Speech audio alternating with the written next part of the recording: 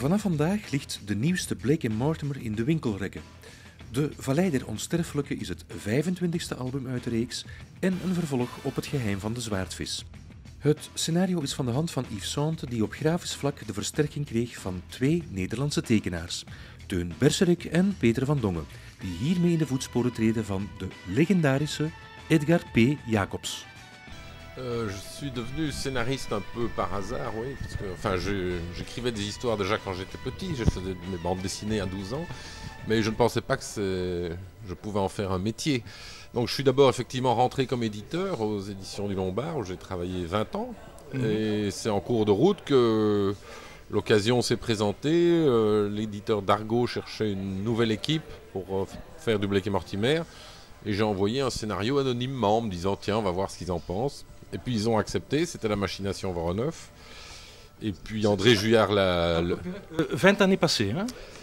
C'est sorti en l'an 2000, La Machination Voronov. Mais avant ça, Jean Van Damme et Ted Benoît avaient déjà fait un Blake & Mortimer en 1996. Donc maintenant, ça fait plus de 20 ans que ça a redémarré. Ouais. À nouveau, nouvelle équipe. 2 fantastische Nederlandse tekenaars. Even gaan grasduinen op Wikipedia en gaan googlen. Jullie zijn niet de minste. Hè? Jullie oeuvre is fenomenaal. Maar nu de stijl van Blake & Mortimer. Ik zit nu met 2 tekenaars over mij, 2 dessinateurs. Hoe is het werk verdeeld? Wie bepaalt wat? Wordt er geen ruzie gemaakt? Elke dag. Constant. Ja, vertel.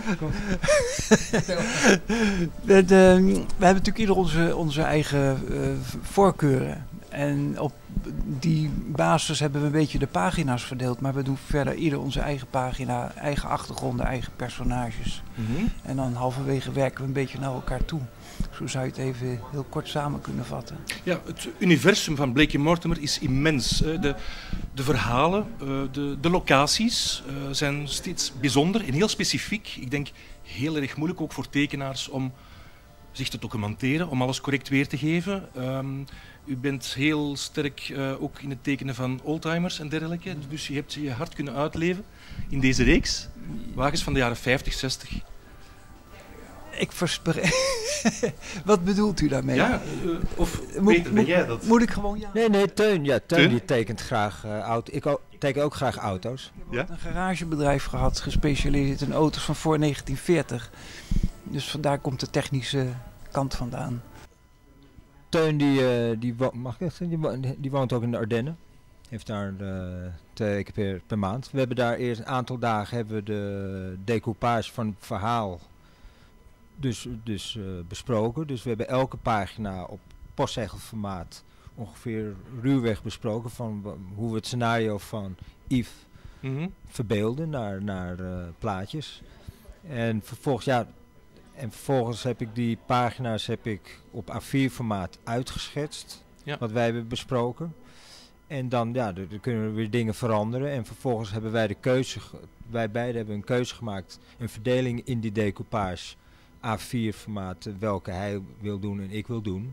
En dan kan er ook toch nog weer eens wat veranderen. Maar het is ook gevoelsmatig, als Yves iets heeft geschreven, ja, gevoelsmatig dan. Je leest heel goed de tekst wat Yves wil bereiken. En dat lees je dan en dan probeer je daar gewoon je verbeelding bij te maken. En ik moet wel bij zeggen, ik kan geen Frans. En er was toen nog geen vertaling van zijn verhaal. Dus ik heb gewoon in Google Translate heb ik het gewoon omgezet. En ik heb via Google Translate, het is toch een ander soort Nederlands, heb ik gewoon zijn verhaal gewoon tot me genomen en zo verbeeld. Oké, zo heeft Yves dat bedoeld. Ja. En een enkele keer ben ik misgegaan, toen bleek in de uiteindelijke vertaling die ik toen kreeg. En toen was het al goedgekeurd decoupage. Kennen jullie de reeks, al de albums? Ja, natuurlijk. Ja, van jongs af aan. Ja. Ik wil niet zeggen dat ik ermee opgegroeid ben, maar toch wel vanaf mijn 9e zo ben ik begeesterd geraakt. Ja.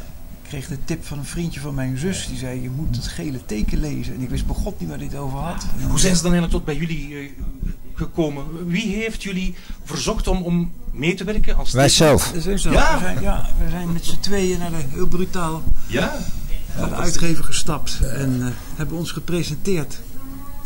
Omdat we wisten, dat wist Peter via dat ze hadden wel tekenaars gezocht. c'est d'autant plus extraordinaire, c'est très rare aujourd'hui. Je ne sais pas pourquoi, mais en Belgique avant ou en France, il y avait encore des auteurs qui pratiquaient la ligne claire. Et aujourd'hui, il n'y en a quasiment plus.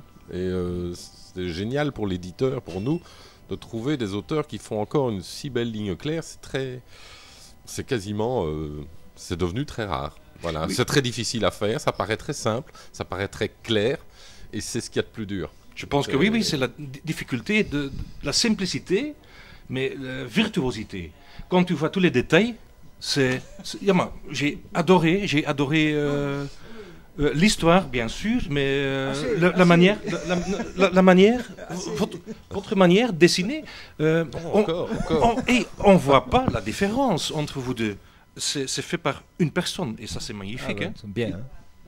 Ik wil wel nog één ding zeggen over jouw vraag over de decoupage. We houden het boek De Piramide aan. Dat is ons eikpunt. En als je naar de pagina's van Jacobs ziet, bekijkt hoe het is opgedeeld in storyline vertellen. Het is allemaal gecentreerd. Bijna alle pagina's van Jacobs in de Piramide zijn gecentreerd. Ja?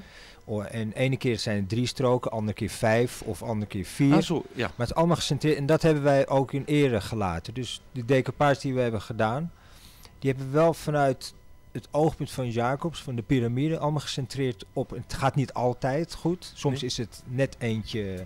Maar toch in principe, en dat maakt het misschien ook herkenbaar onbewust voor degenen die van Jacobs houden. De reeks speelt zich hoofdzakelijk af in de jaren 50. De naoorlogse periode van gewapende vrede tussen de communistische en de kapitalistische wereld met de aanhoudende dreiging van de Koude Oorlog op het achterplan.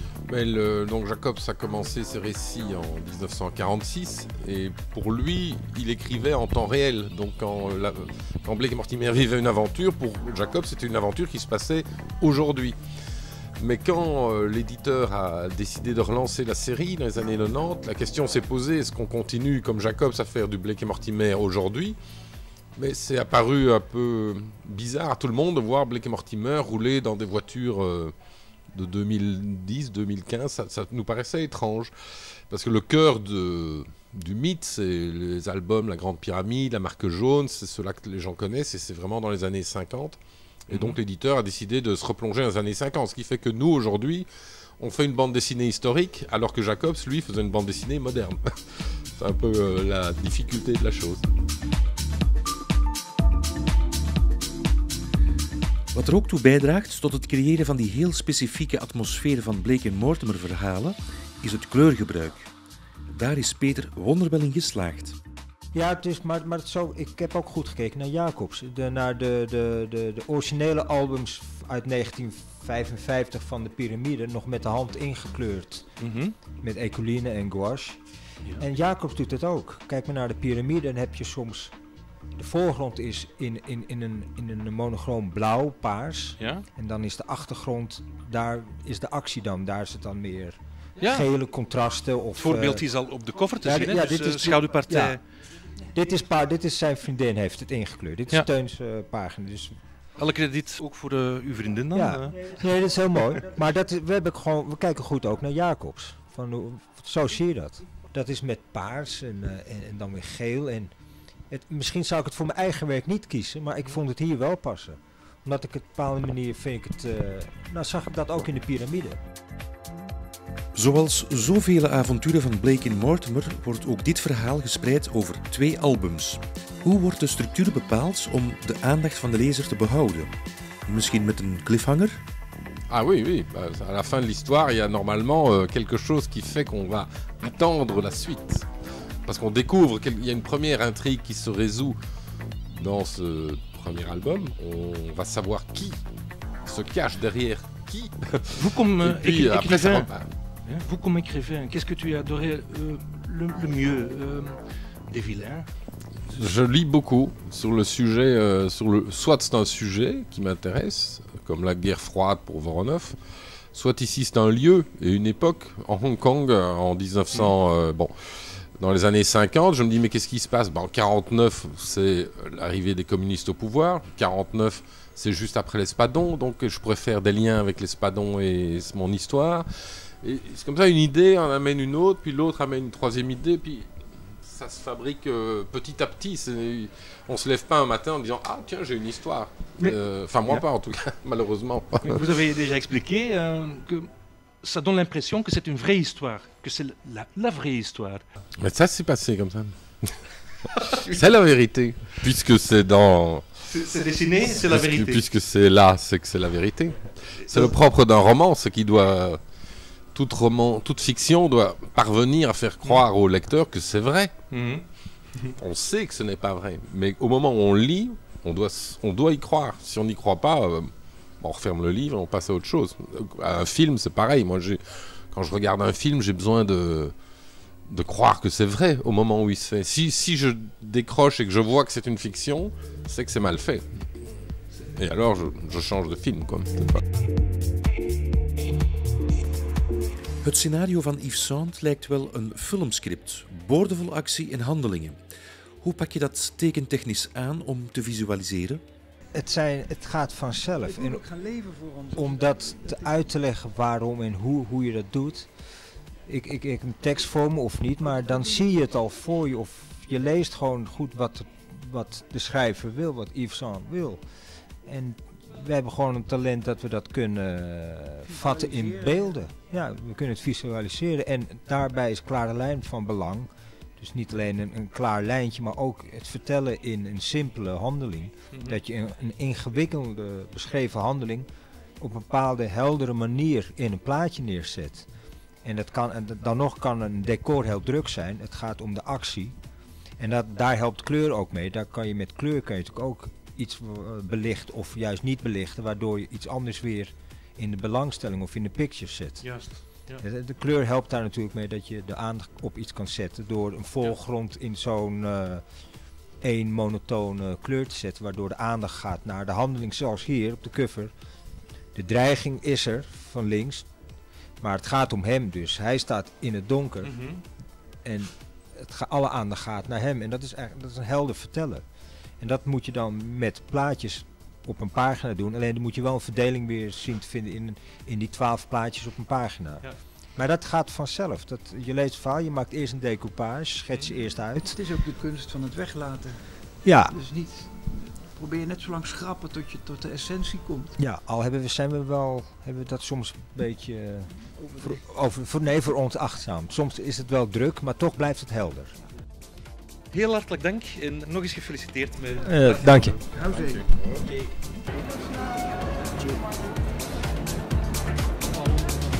Cheers!